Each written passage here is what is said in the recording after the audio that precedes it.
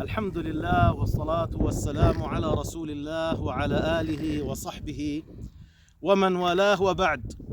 فها نحن اليوم في يوم الجمعة مع هذه الأجواء الطيبة الماتعة النافعة، مع هذا الربيع الطيب والأجواء الجميلة، نجمع بين خيرين، خيري الدنيا والآخرة.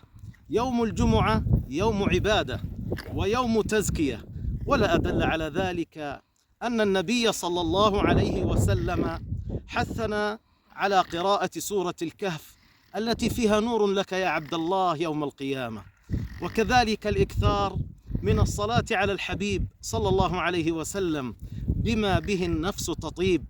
الصلاة على النبي صلى الله عليه وسلم أن يكون لسانك رطب بذكر الله وبصلاتك على رسول الله صلى الله عليه وسلم.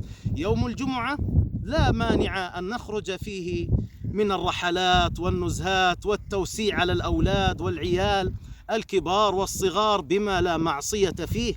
لا يكون هنالك اختلاط بين الرجال والنساء، ولا أن يكون هنالك رفع للأغاني والموسيقى، أو أن نسمع الأغاني والموسيقى وما أشبه ذلك.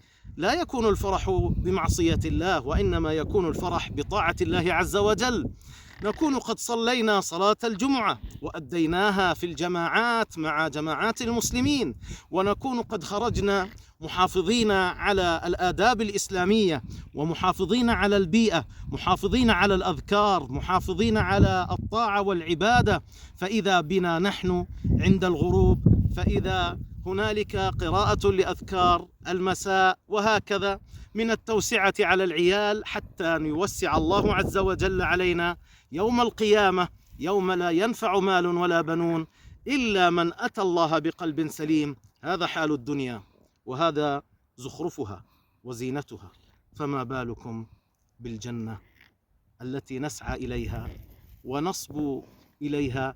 نسأل الله أن نكون من أهل الجنة، وأن ينعم علينا بلذة النظر إلى وجهه في الجنة، إنه سميع مجيب الدعوات، والحمد لله رب العالمين.